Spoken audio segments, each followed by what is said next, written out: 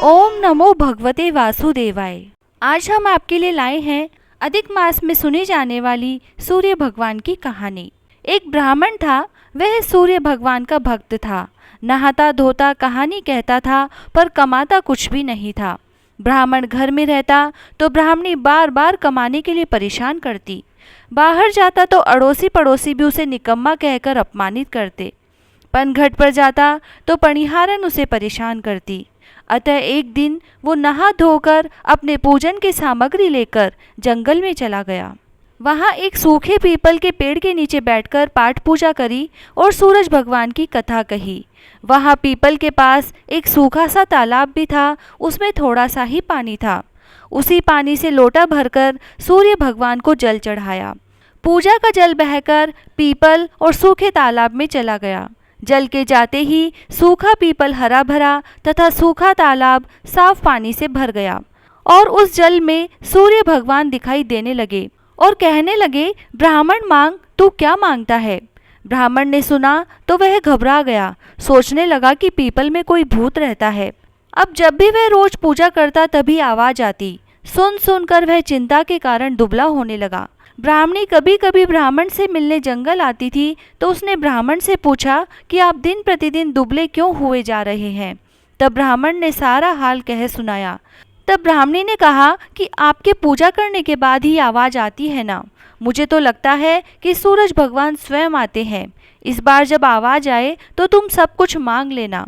ब्राह्मण ने बोला कि कैसे मांगूं, ज़्यादा कुछ कहना होगा तो मैं भूल जाऊंगा, कोई ऐसी तरकीब बताओ जिससे कम शब्दों में ज़्यादा सा मिल जाए। ब्राह्मणी ने कहा, तुम इस प्रकार कहना, 9 खंड महल के अंदर सोने के पालने में पड़पोते को दास दासियों द्वारा खिलाते हुए अपनी आंखों से देखूं। इस प्रकार लंबी उम्र, महल, बेटे पोते पड़पोते और धन सब मिल जाएगा, क्योंकि जब धन होगा तभी तो सोने का पालना, दास दासियां होंगे और आंखें घुटने ठीक होंगे, तभी तो पड़पोते को सोने के पालने में झूला झूला सकेंगे और देख सकेंगे। दूसरे दिन पूजा के बाद आवाज आई तो ब्राह्मण ने वैसा ही कहा जैसा ब्राह्मणी ने समझाया था। सूरज भगवान ने कहा, दिखने में तो भोले दिखते हो, पर एक बार में ही सब मांग लिया। सूरज भगवान ने कहा, जा तेरी इच्छा पूरी होगी। ब्राह्मण जंगल से घर आया तो देखा कि उसकी टूटी हुई झोपड़ी की जगह एक 9 खंड महल खड़ा है। दास दासी आ जा रहे हैं। ब्राह्मण ने उनसे कहा, यहाँ मेरी झोपड़ी और ब्राह्मणी थी, कहाँ गई। उस समय महल की खिड़की से एक सुंदर औरत गहनों और सुंदर कपड़ों से सजी हुई बाहर आई और वह वहीं से बोली कि आ जाओ, ये अपना ही घर है। सूरज भगवान ने तुम्हारी मनोकामना पूर्ण कर दी। ब्राह्मण ने कहा कि हम इतने धन का क्या करेंगे। ब्राह्मणी ने कहा, धन से क्या नहीं होता, दान पुण्य यज्ञ होम करेंगे। फिर ब्राह्मण ने वैसा ही किया।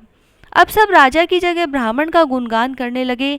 राजा ने यह सब सुनकर ब्राह्मण को बुलवाया और पूछा, कल तक तो आपको खाना भी नहीं मिलता था, आज ये धन कहाँ से आ गया, कहाँ से चोरी डाका डाला। ब्राह्मण ने कहा कि यह सब तो सूर्य भगवान की कृपा है और सारी कहानी बता दी।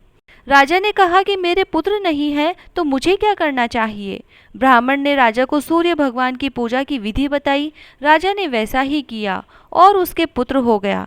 सब लोग सूर्य भगवान की जय बोलने लगे। हे सूर्य भगवान, जैसे ब्राह्मण और राजा की मनोकामना पूर्ण करी, वैसे सबकी करना। कहानी कहने वालों की, कहानी सुनने वालों की, सबकी मनोकामना पूरी करना। जय श्री राधे। बिंदाई जी की कहानी। एक छोटी सी लड़की थी। वह घर के बाहर चबूतरे पर बैठी थी और झूठे ही भाई को खिला रही थी और झूठे से ही बिलोना बिलो रही थी। उधर से गणेश जी जा रहे थे। गणेश जी ने छोरी से पूछा कि तुम क्या कर रही हो। लड़की ने कहा कि मैं झूठे रेसे भाई को खिला रही हूँ और झूठे ही बिलोना बिलो रही हूँ। गणेश जी को उस छोरी पर दया आ गई और बोले कि छोरी आंख बंद कर। उसने आंख बंद करी और गणेश जी ने सचमुच का भाई और बिलोवना दे दिया। हे गणेश जी महाराज, आपने उस छोरी को भाई और बिलोवना दिया, वैसा सबको देना। कहता ने सुनता ने हुकार भरता ने, आपने सारे परिवार की रक्षा करना। जय श्री राधे।